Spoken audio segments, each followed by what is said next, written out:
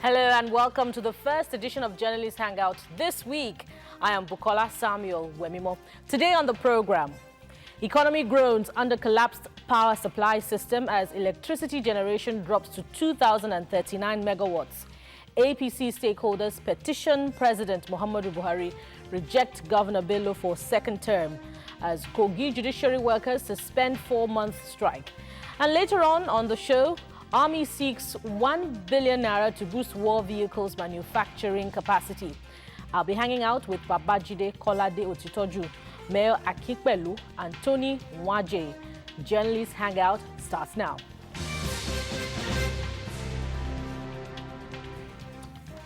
Thank you for staying tuned. The centrality of steady power supply to economic development is incontrovertible. Fix the power situation of a country, and such is on the path to economic growth. To do otherwise is a call to stagnation. The prolonged power outage in Nigeria is taking a sad toll on the economy. The continued collapse of the power grid in the country has resulted in huge drop of electricity supply from 4,000 to 2,039 megawatts. The situation was worsened by inability of the Nigerian gas company to rehabilitate the Escravos Lagos gas pipeline system, hampering many power stations from generating capacity. So, when will Nigeria get out of the woods? Welcome, gentlemen. Thank you so much. Now, it's saddening. Despite the 202 trillion standard cubic feet gas reserves, Nigeria has still not been able to harness these reserves for adequate power supply. What is the problem? Judy, I'll start with you. The problem is multifaceted. As I always say, power supply in our country sits on a tripod. We have the generating leg, the transmission leg, and the distribution leg. There is no one out of these three that has not got its problems. For example, we all know that we have the capacity to generate 10,000 megawatts, but we do not have the capacity to transmit even up to 6,000 megawatts. Absolutely. The highest we've done, an idea the stakeholders in the sector to challenge me, the highest we've done in terms of transmission is 5,222 megawatts. We reached that threshold sometime last year, in the first quarter of last year. We've not been able to get past that transmission threshold. And even when we achieved that, it didn't last more than 24 hours. We went down. It's the same problem that we've had this year. At the rate we are going, system failures in that sector would be above double digits before the end of the year, which will be terrible because we've had years in which cumulatively we suffer just 13 system failures. But this year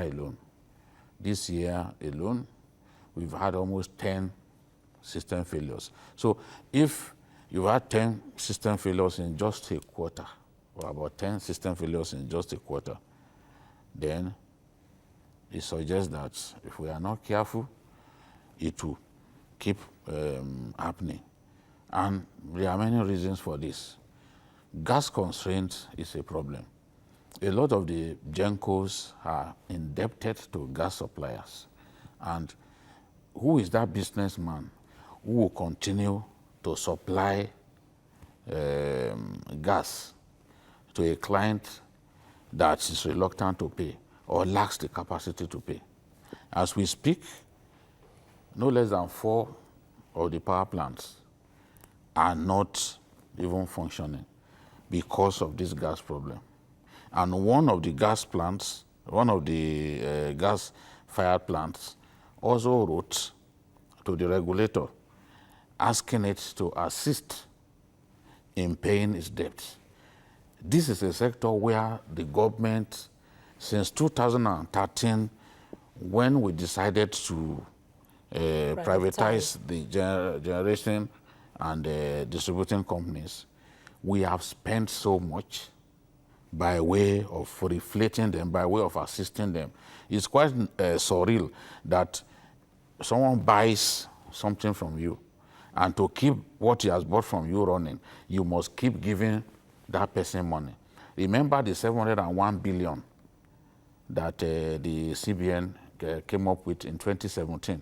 Before then, in 2014, the government of Goodluck Jonathan shelled out more than 100 billion as a way of assisting these companies to buy transformers, to buy meters and all that. So the truth is, if we do not get the discourse to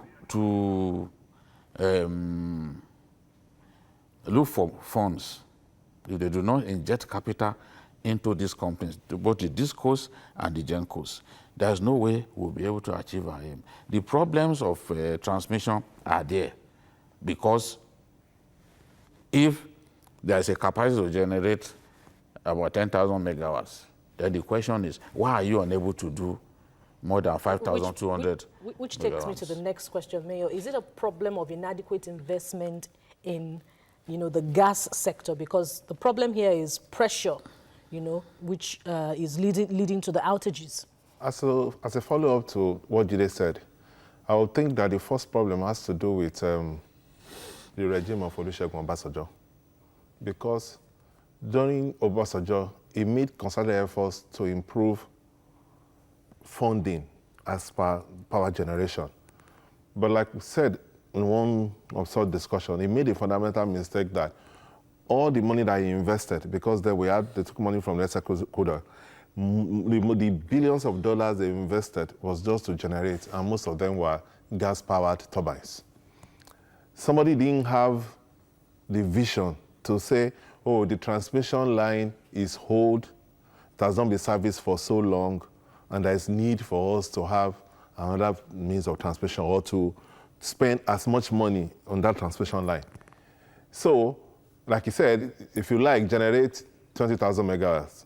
If you cannot transmit it, it's as good as not generating anything. That's one. Two, another problem that I see was that when it was privatized, it was privatized on the basis of giving these companies to friends of government. And a lot of them did not make adequate investment in that sector. They just literally dashed it to them, and they kept running it based on as it is. So government has to come and give them. It is not government business to give you money to be able to run, but because power is very important for the people, government had to bend backwards to want to make it work. And they've not succeeded, because if most of your generating companies use gas, and you are indebted to the person that supplies gas, of course, it will get to a point the man will not supply you gas. Then there is sabotage. There are people that it's easy to sabotage because they are going to use the pipeline. So when you cut a pipeline, you can't get gas to these gas turbines. Those problems and all that. And I think moving forward, government had to find a way to allow the people in that sector to enjoy the kind of environment that the people in the telecoms sector enjoyed. That is, allow the forces of demand and supply to determine the price of their products. Because part of the problem is that most of the people that are owning these, especially the power stations, were just people that are just friends of government who did not really make investment. We need to attract big energy companies, and they will not come until they see that it is profitable for them to do so. We have to look at that. But if big energy companies, I'm coming to you now, Tony, if big energy companies are coming in, that means they're coming in with their own huge quantum of investment into the sector, because Mayor talked about all those obsolete equipments which are part of the problems that we're having in the sector. Yes. They have, definitely. You can't invest in a business without funding. Funding is the key. it's not that the present operators did not actually invest. They did, but I think they were expecting something different. You know, in Nigeria,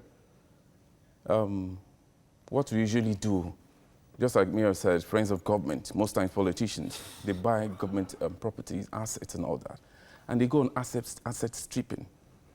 And then maybe at the end of the day, the little one left over, they try to invest. They go to the bank, source loans and all that. And that's what's going on. The government has been spoon-feeding the present arrangement as it is.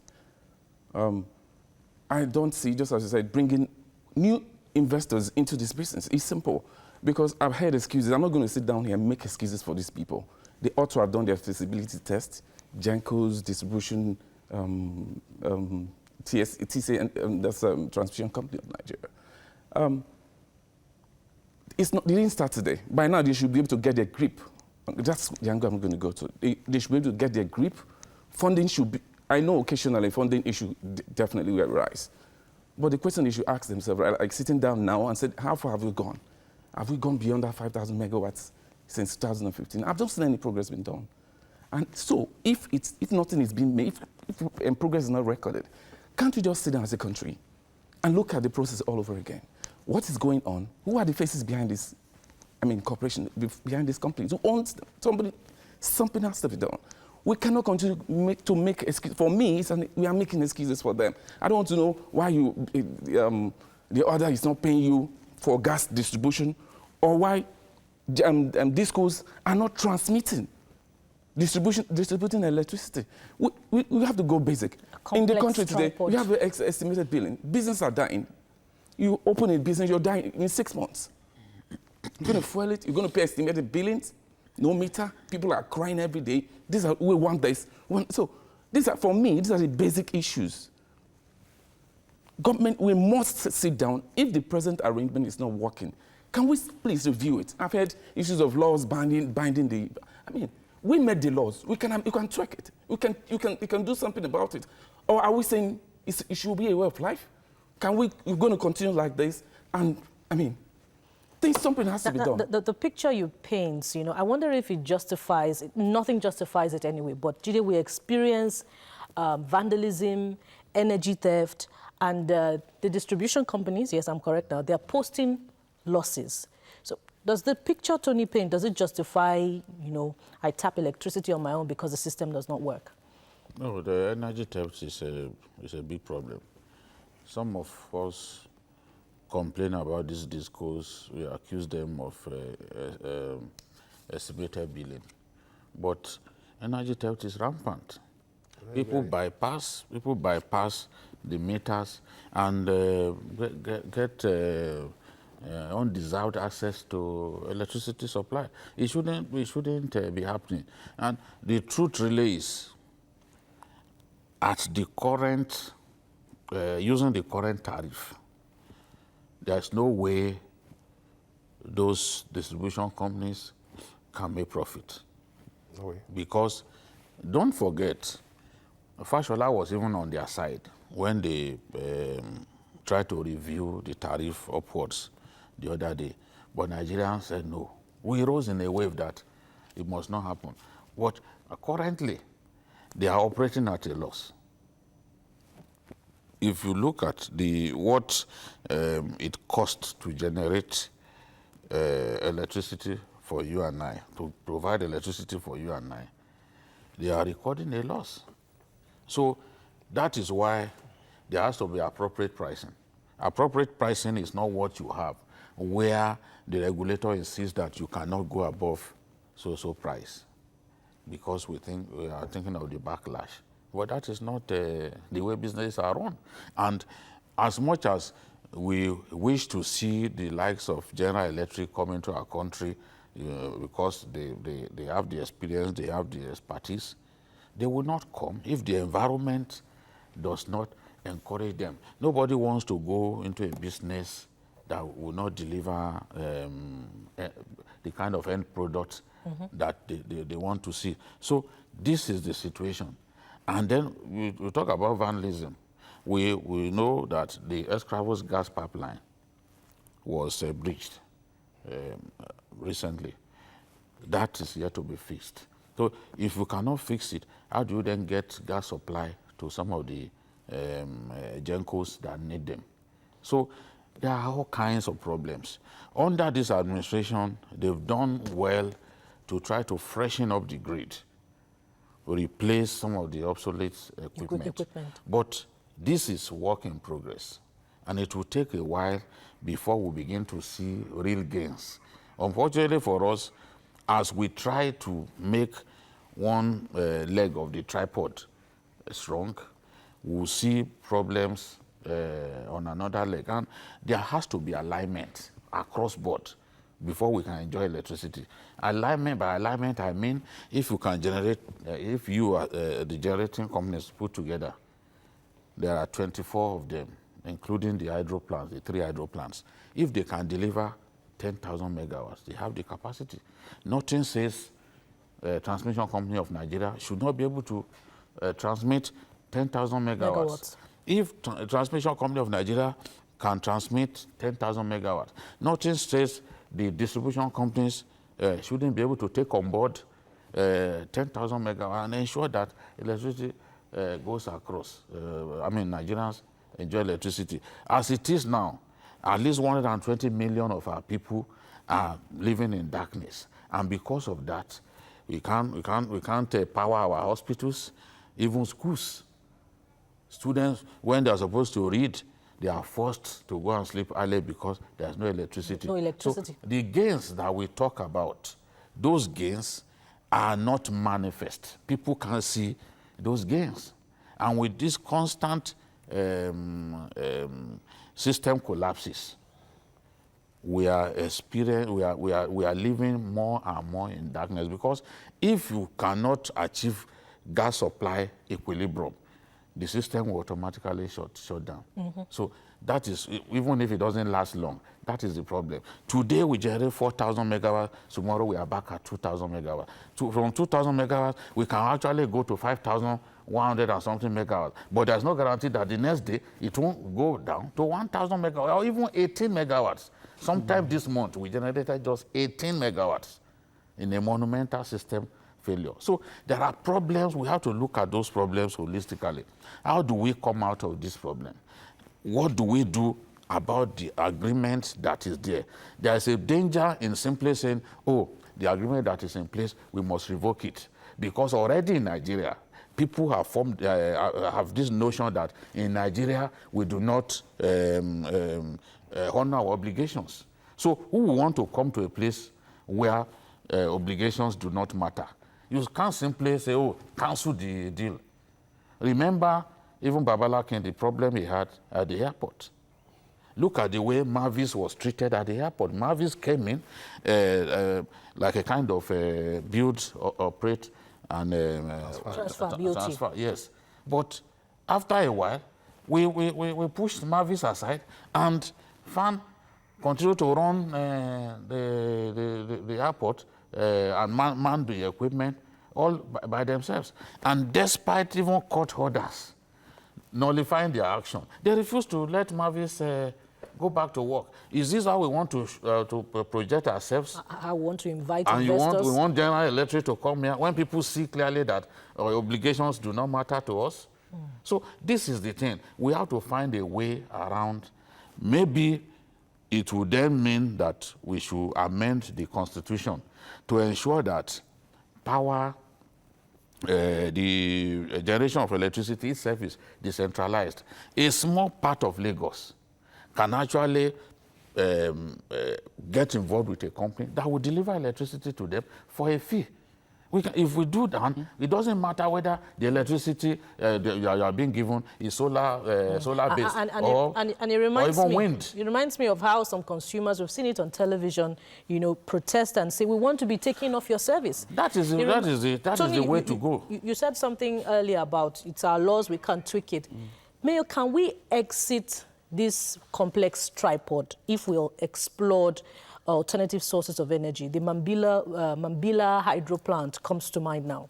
Yes, I agree. That has to do with generation. That will not solve the problem. It won't? Yes, it won't. Because why it won't solve the problem is that even the ones that we generate, we cannot transmit.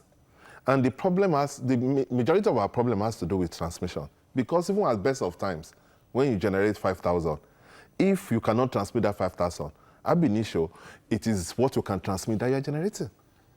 That is what can get to consumer. Sometimes, even when you transmit, the distributive companies cannot distribute because of one reason or the other. They have the electricity, but they believe that if we distribute what you have given us, it's going to be a loss to us. So why should we distribute it? So, to unpaying to unpaying people. So it is not that we need to, yes, we need to generate more, but that is not really our problem.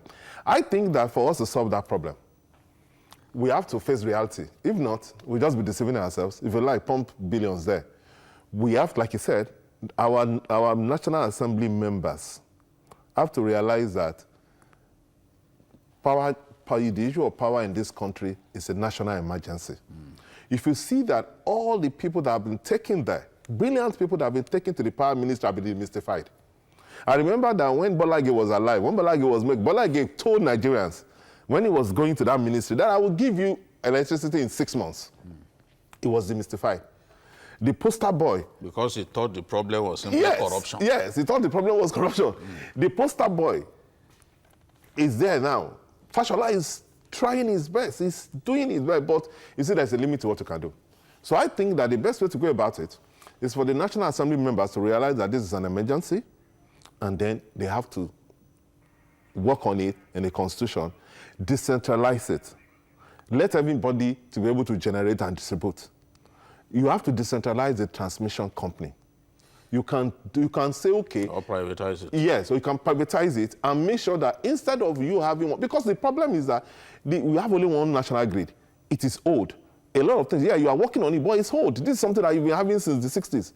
So when you load it with a lot of electricity, you will have system collapse. Because at a point, it will fail. And there will be system collapse. Because it is old, it cannot take the volume of what you want to pass through it. So if you decentralize it, you can be in each region. You have a transmission company in each region. You can even be in states. A Lagos State, for example, can have a transmission and generate everything that you need for electricity in Lagos, generate it in Lagos, and transmit it to Lagosians. And people will pay. And then, again, we must allow people, because in the long run, economically, it is better. If you look at the money you spent on your diesel a month, if you pay the person supplying you, and it cannot be up to that. There's a lot more. Tony, will the decentralization of the transmission aspect of power be the silver bullet that Nigeria requires? Yes. For me, it goes beyond that. So far here, what Jide is saying, the tripod, the three, GENCOs, the distribution, the transmission, they all have issues. They all have issues. So the solution to solving this solving this tripod issue, the problem, for me. So you don't take out one and leave the two. Three of them, something is wrong somewhere.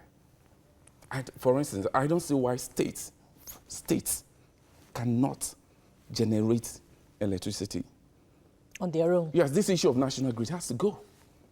We need to sit down and look at our constitution again. Let the state generate electricity on their own. You cannot, as a state, generate 300 megawatts and distribute it through the national grid. And your state is not even benefiting from it. No, by the time you send it to a national grid, you may actually get less electricity than a neighboring state. Yeah. And it is your state that has spent all the money to bring in investors to build the power plants. But at the end of the day, when they build the power plants with taxpayers' money in your state, you generate the electricity and you are forced to transmit to the national grid. And the national grid now decides to share the electricity that you have generated with taxpayers' money from your state. Yeah. I mean, it's a system that really doesn't make any sense. So what do you gain at the end of the day? Interesting. Take out the grid. You're watching Journalists Hangout on TVC. When we return, APC stakeholders petition President Muhammadu Buhari reject Governor Bello for second term as Kogi judiciary workers suspend 4-month strike. Stay with us.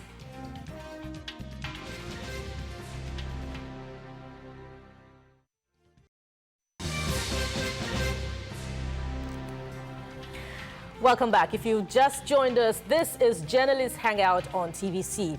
It is still some 6 months away before the spotlight will be on Kogi State yet again. On the 2nd of November, the people will be going out to the polls. But the storms ahead of the governorship election are already gathering.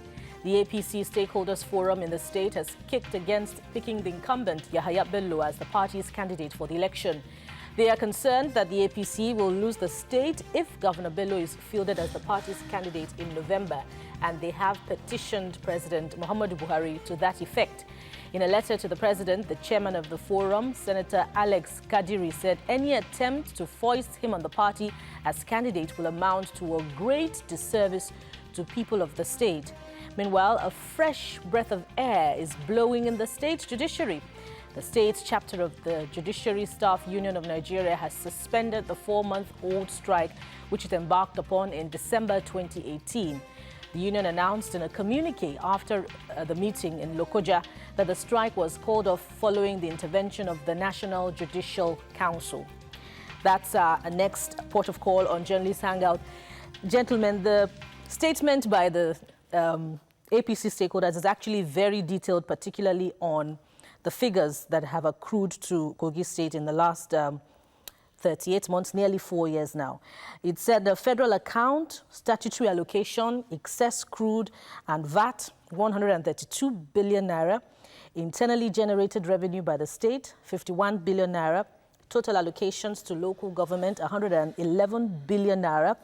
Total funds received by state and local government, 294 billion naira. Well, just to save our time, let me now go straight to the wage bill of the administration stood at 5.8 billion naira before Bello. And after screening and all of that, the figure stood at 4.4 billion naira. It's not a coincidence that I'm starting with Jide, who is going to tell us about his former state. Now, what has transpired, transpired in Kogi State so far? Has the Bello administration justified the expenditure of these funds that have accrued to it so far? I doubt it, but I don't want to say with finality that the governor has not done so much. I can say he has not done enough, because when you talk like that, you're also challenging him to do more for people of the state. After all, I still have my people there. The truth is, there are challenges, and he met a lot of challenges on ground, except if we want to be unfair to him. When President Buhari came up with the idea of a bailout, Kogi asked for the highest in the country, and at about 50 billion, the highest in the country. I think next was Osun State. That was because when you look at the number of months arrears owed workers, Kogi was clearly on top of the pile. Kogi was number one when it comes to absence of workers' welfare. So, yes, there have been bailouts, and I do not have so much evidence to be able to say Bello has used all of the money. Maybe he has not been creative enough to deliver the projects that the people that will have real bearing on the people. Because infrastructure projects, whether we like it or not, people will see clearly what you have done. I heard the spokesman talk about the rice mill in Ejiba. It will be interesting to know how much was spent on the rice mill, because that is the way to respond to things like this. They haven't actually come out with sufficient proof to nullify what Senator Alex Kadiri and others have come up with. That is their job, not really Bello's job, to say, okay, you've come out with wage bill and the rest, but you have not mentioned what we have done. And this is what we have done. That is what Bello's work aides should be doing, except if in the real sense, There's not much that they can point out, because even when you look at what the spokesman said, you see clearly that there was really not much that he could actually point out, because infrastructure projects stand out. You see clearly that this person has put an airport here, has put this here, has done roads here, several kilometers of roads. That is what they should be telling us. And I think also that if the stakeholders say that the party or the president should be careful about presenting Bello as candidate of the party, I think they have valid grounds to say that, because we've seen the party insist on going ahead to field incumbent governors in Adamawa and Bauchi, even when those incumbent governors were clearly not popular. And at the end of the day, APC paid for it, and PDP won in those states. So that is something for them to consider. Is Bello popular enough to deliver victory to the APC? That is for Shomole, the Tinubu, and the rest of them to sort out. And they cannot sort that out without going to the state and actually talking to the people. If the people say it's Bello that they want, so be it. But in my view, that era is gone when you simply believe that there is incumbency factor, that a governor, no matter how unpopular, no matter how disconnected he is from his people, will be able to win an election. I think I expect the APC leadership to have learned a lesson from this. I'm not saying that everything that those old men from Kogi have said is true. No, I'm not in position to say that. Neither am I in position to determine whether Bello can win the election at this stage. It has to be like 1 or 2 months to the election before I can predict whether he will win. But I'm saying that the party has to look critically at the points that they have raised. And I understand why they've put Buhari in the mix, because everyone thinks that Bello is Buhari's boy. You know, he goes there all the time and all that. So they are deliberately bringing the president into the picture. But in the fullness of time, the party will be able to decide whether whether Bello has done enough for his people to be guaranteed all right. ticket. We'll look at capital projects in Kogi State later on, but Jide made a valid point about popularity, and popularity goes to the heart of the civil service and, you know, other constituents of Kogi State. There are a lot of figures being bandied on the social media, but more authentic ones coming from calls put through to Kogi State talk about how the state government is owing state government workers to the tune of between 8 months, local government 13 months, and the judiciary workers that have just called off their strike 9 months. These figures, does it show popularity, and how much will it influence the outcome of the November election in that state? Yeah, I think Kogi State is in play. APC has to work very hard not to lose that state for different reasons. One, with all respect, I think Bello's aides are very incompetent. Some of his aides, especially those who handle his media. Why I say so is that you must be able to tell people what you have done. Yes. If people accuse you of incompetence, there is a friend of ours who we belong to the same forum. And he was telling us how they are going to dazzle everybody with so many projects, the biggest diagnostic center in the north, the biggest rice mill, and all that.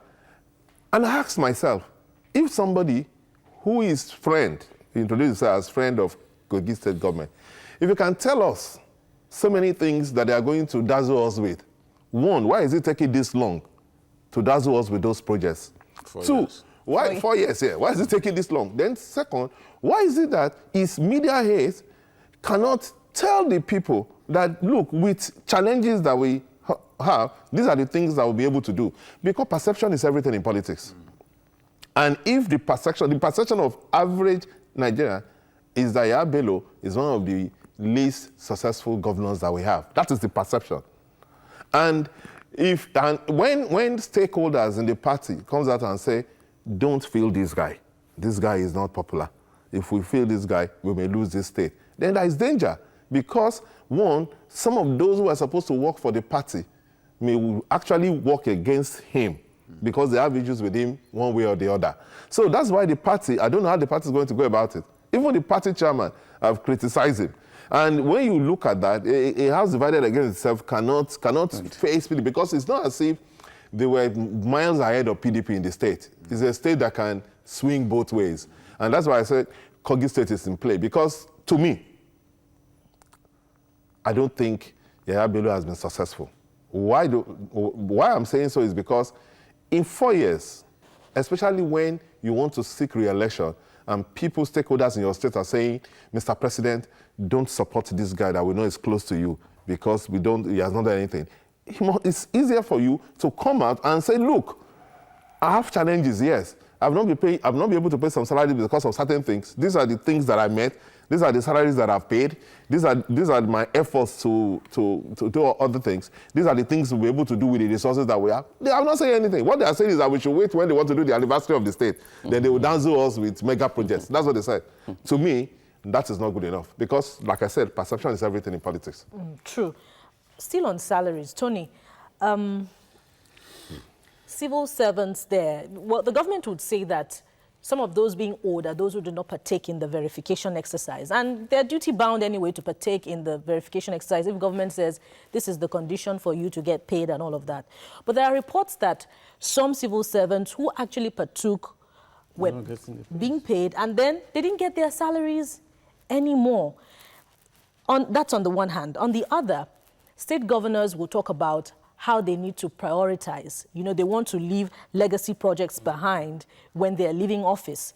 So, you know, when we look at, place this information side by side with what we have, the figures of, you know, salary arrears and pensions being owed in Kogi State, is it justifiable, yet again, before we leave this matter? It's not justifiable. It's enough to get the governor out because the government collects full pay. And for 38 months, you're not paying full salary, and you want those people to come to work and go home happy. It's not acceptable anywhere. Because the issues are there. See, the APC stakeholders in the state, they've spoken. If it's a country, if it's a party, if the governor respects the platform he got into office, like, of course, everybody knows the role of political parties, except in Nigeria, where occasionally we see people, trying to jump off the train. The stakeholders have spoken. The president just needs to look into those issues again because they can, except it's for personal reasons, but I don't think so because from time I've heard Kogi governor in bad light for me. He has not been, up and doing in terms of achievement. So election is approaching. They are out. The governor is not performing. I will expect the governor to reel out his achievement. I mean, that's the only way to counter it. You cannot owe civil, like in Kogi, for instance, it's a civil servant state. If you're not paying them, you're not driving the economy of that state. You're relying, because issues like this keep occurring every time in Nigeria, apart from Kogi State, because they rely on federation accounts. They are not looking at the IGR. So as this money comes, he pays himself first. The security vote is taken care of. Security votes, yes. And then, why would you tell me you can pay for 4 months and for 4 years now? It's not excusable. It's not. There must be a way out of it. And so election is coming, everybody's jittering. Bring out those things on the table. Let's see how far you've gone. If you've not done anything, you're not going. And the people who are responsible, the stakeholders, are saying it's not possible. Mr. President, look at this issue again. Just as Jide said, he always goes, it's always in Abuja. So he paints this impression that he's the president's boy. But I don't think the president will allow, we're not listening to the people on ground who are telling me this guy should go ahead and contest this election, you're going to win. It's a simple arithmetic. This president doesn't get involved. So it's simple. If he doesn't get involved, then the state may lose that party. The party may lose the state. Jide, the governor says that he's been criticized for purchasing vehicles for members of his government, and that those vehicles are actually purchased on hire purchase, and they're maintained by the state government officials, and that they didn't meet any vehicles in government in the first place. He says is the first person that has cut down, the wage bill, apart from the verification exercise, the size of government from 600 appointees to 250 appointees, and all of these reforms that he has brought to the table. Do they speak in his favor, these efforts that he talks about? Maybe only to a little extent. If I must be honest with you, to a little extent. People are not interested in those stories. They want to see clearly what you have done. Empirical. And when you talk about Kogi, most of the time you read stories of people committing suicide, civil servants, even senior civil servants committing suicide because they can't pay the school fees of their children and all that. And the governor has come up with a never-ending verification exercise, which has inflicted so much pain on the people, So the governor knows that he has his work cut out for him. He can't continue to give excuses. I was reading what those old men said. They said, the APC, they are talking to the president now, the APC of which you are the leader must have the courage to say no to Bello's desire to remain governor of Kogi. Bello has traumatized, inflicted poverty and fear on our people. And it's easy to dismiss those people as the old men are saying rubbish.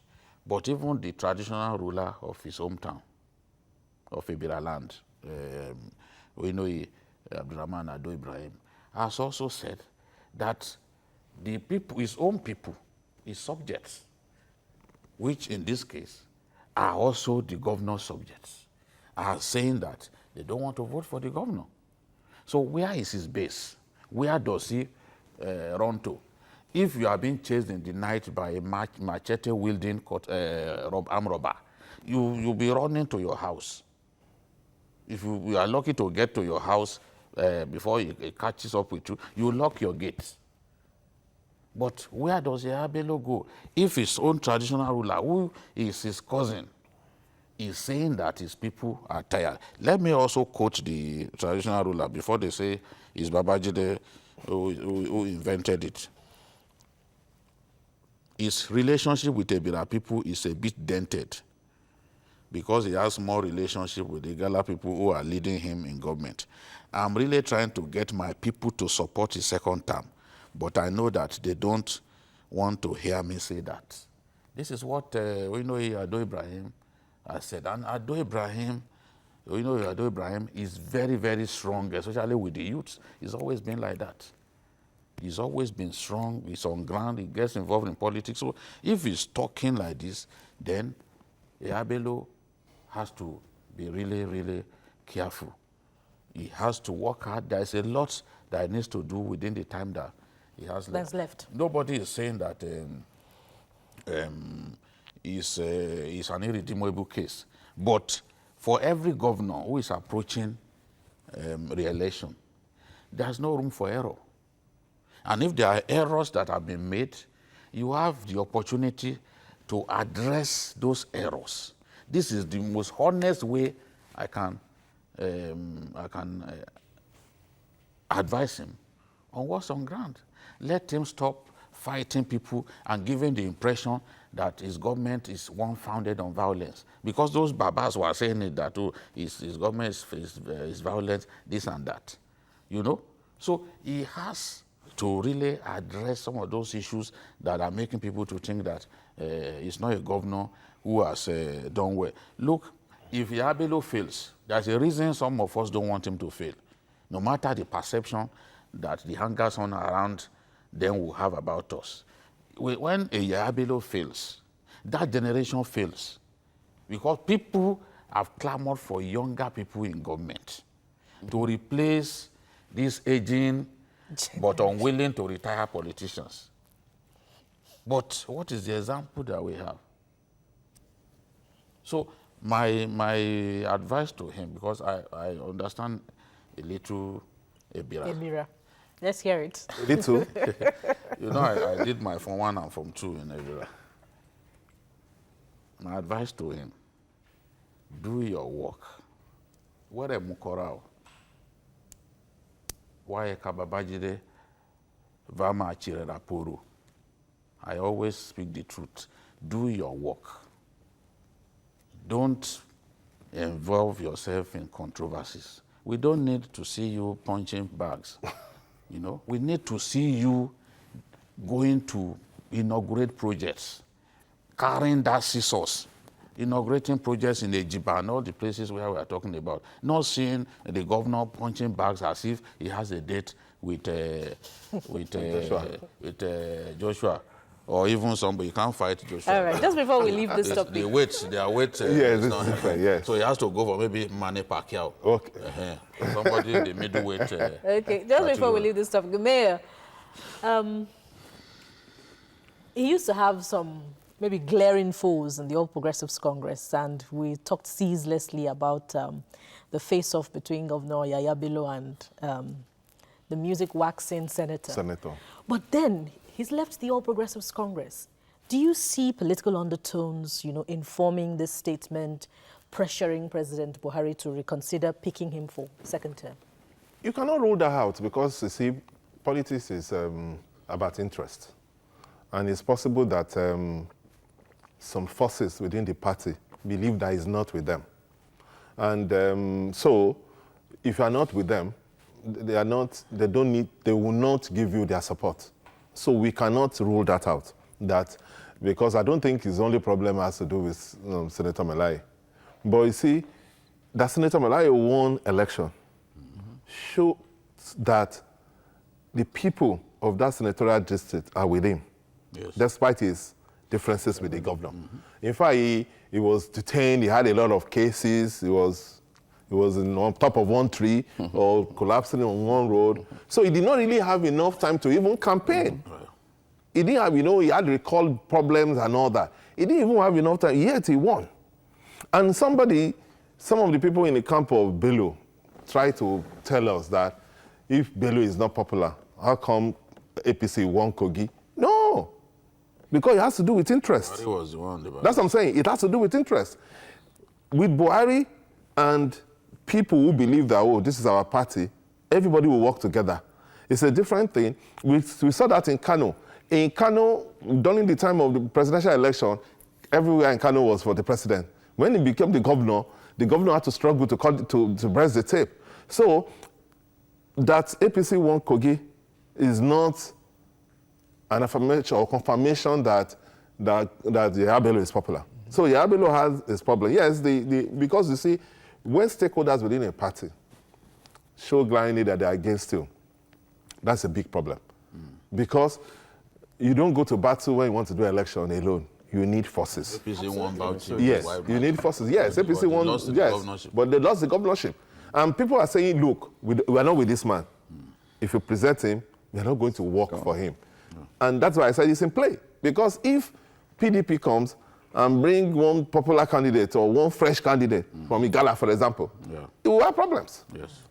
It will have problems. And lastly, before we leave this topic, Judy has said to Yaya Bello, show us the projects that affect the people, that impact on the people. Let's look at some of them. The Ankpa Abejikolo Road, which he approved 31 billion naira for. The rice mill, Yagba rice mill that Jide talked about earlier on. There are also reports that he's building religious structures across senatorial districts, churches and mosques. Churches from the state? Yes. So, a mosque. And then he also built a state internal revenue service. So are these... If he built a state internal, have they generated? I've run out so far. So that's the other issue. I don't want to reel out more of that. The truth is this. Yaya Bello himself knows election is approaching. Let the people know what you've achieved. It's not about all this issue. When you read, when you started reading it, I wanted to hear more, but I think you read just four. The rest. You read just four. So it's just now that they're talking about it. It's not as if they've done it before. It's budgeted. He said just read out about it. Mosques and churches. So that's not achievement. So let him come out. That is simple. It's about politics. People will vote for you when they see what you've done. Infrastructures are things we see on the, it's everywhere. It's empirical things. It's a fact. When you say you don't need to talk about it, they speak for you. They speak for you. So if he has it, All you need to do is to list it. As we approach the election, put it on TV, put it on radio, let people see. So as to counter the opposition. You can campaign based on what you are simple. doing. Your issue-based campaign. This is what I've done for the past 4 years. It's as simple as that. I campaigned based on the fact that I was able to pay salaries. That I met, Can you campaign on that? I met backlog with salaries and I cleared them. Oh. But can he campaign on that? Exactly. Yeah, Bello. 13 months is a lot. Yeah, Bello. Wa amukorao. Asuche birei. You understand what I'm saying? We don't. So my little Ebira that I learned during my Form 1 and my Form 2 at AMCO, Abdulaziz Atta Memorial College, Okene. The little Ebira that I understand, I've spoken it to the governor, and he knows what to do. Do your work. Do not get involved in controversy. That's Asuche Birei. That's a good advice. Do your work. That's a good advice. That's what we're after. The progress of the state is still my interest, even though it's no longer my because state. You go home from time to time. No, not... No, it's like it's enough. You see, the truth is, my people are still there. I have their interest at heart, though I may not publicly profess Kogi State as my state for now. But the progress of Kogi State is what I want to see. The progress of Nigeria is what I want to see. So that's why I will advise him to do his work. Let him do his work. Briefly, gentlemen, Mayor and Tony, 7 months to go. Is it enough time for him to make changes? Yes, I think it's possible. Because like I said, somebody told us that on the anniversary of the state, that is going to dazzle us with about 28 projects. We want to see those projects. People could see those projects. Can't wait until yes, we could see the projects, and it could then issue, it will find a way to reconcile with the stakeholders, because it needs them to, that state is too close. You see, the problem with even the APC is that you set up peace committees and you will not act on their report. On this Kogi State, we had the committee headed by Tony Momo.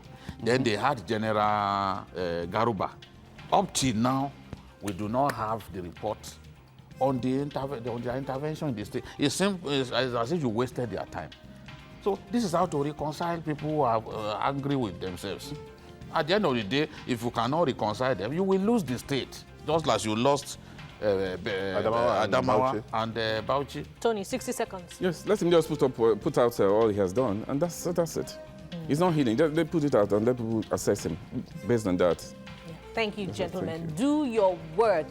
That's the counsel coming from Jide to the governor of Kogi State. And indeed, for everyone in whatever situation, whatever task that has been placed in your hands.